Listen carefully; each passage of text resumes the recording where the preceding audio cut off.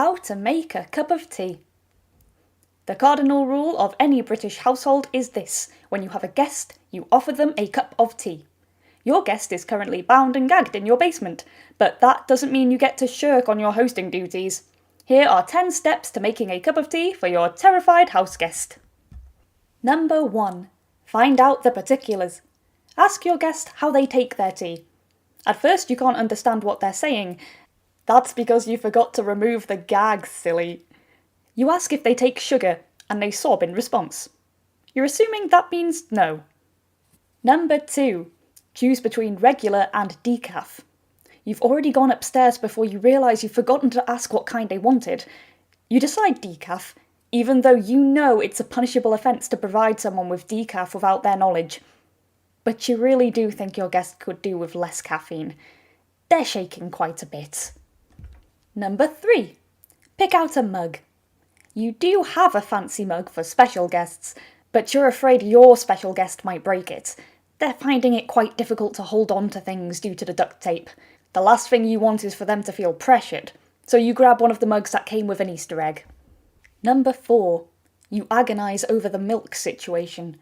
You asked them how much milk they take, but they didn't seem to understand the question, and instead of answering, they kept whimpering something about a wife and kids. What can you do? Number 5. You agonise more.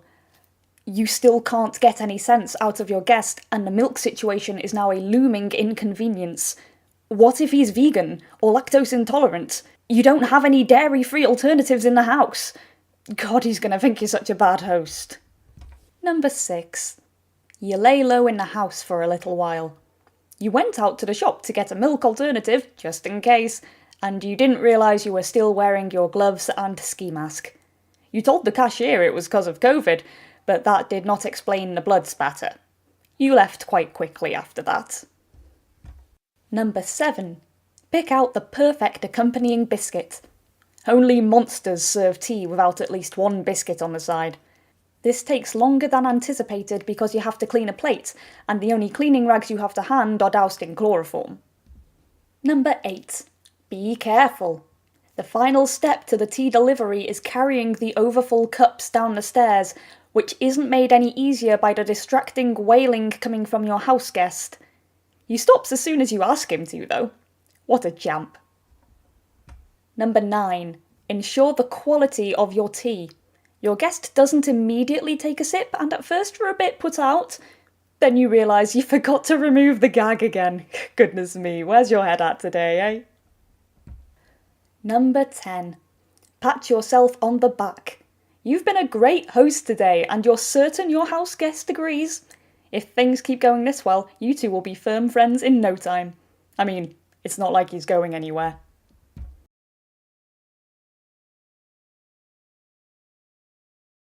How to have a cup of coffee with yourself. Life has been very full on for the past few weeks, and every week before that. You realise that it's time you started being proactive about your mental health.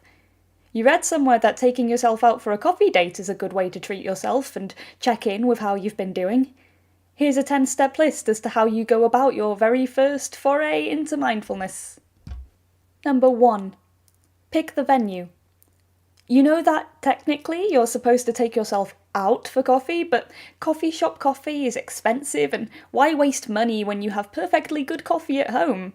The living room will work fine. Number 2. Pick out the coffee.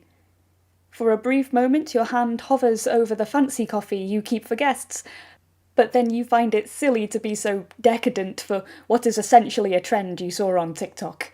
Instant will do. Maybe even decaf. Number 3. Get rid of all distractions. The last thing you need is your housemate coming in and asking why you're sat in the living room sipping coffee and staring at nothing, so you lock the door. Number 4. Get rid of all distractions. It's a lovely day, but sitting by the window makes you paranoid that your neighbour might see you and wonder if you've finally slipped into that catatonic state you've been dreaming about. You pull the curtains closed. The dark and silence is relaxing, in a serial killer kind of way. Number 5. You consider putting on a podcast.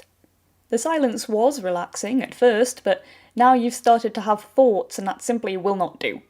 You need at least some background noise, and the voices of the podcast hosts will make it feel like you're having coffee with friends. Number 6. Veto the podcast. You just realised how sad your last thought was, and while you do dream of becoming friends with certain podcast celebrities, to use their voices as a stand-in for actual human contact makes you suddenly uncomfortable with the trajectory your life is currently going in. Number 7. Reevaluate everything. You wanted to do something nice for yourself, and somewhere along the line you ended up sitting in a dark and silent room with cheap decaf that went cold 10 minutes ago. You grab your coat. Number 8. Do it properly. It's a nice day, but your local Nero is fairly empty. You find a nice seat by the window and wonder why you're like this. Number 9. Stop feeling bad. This is hard because you're swimming in guilt. You feel guilty for taking time out of your day to do something other than work. You feel guilty for spending money on something that has no other use aside from being something you like. You realise that you feel guilty all the time. Why are you doing that? So that's what checking in with yourself is. And that's how you've been feeling. Number 10. Keep it going. You finish your second coffee, but you don't want to go home just yet. The day is lovely after all, and you can skip an afternoon of being productive. Except that that's not what you're doing, because this is productive. Walking in the park is productive, untangling your thoughts is productive, understanding that your mind needs to stop worrying every now and again is productive. You're doing nothing today, and that's nothing to feel guilty over. You're doing great. Maybe do this again sometime. Written and performed by Gatlin Perrin, produced by Ibtisam Bouchelouch, and edited by Anna Norfield.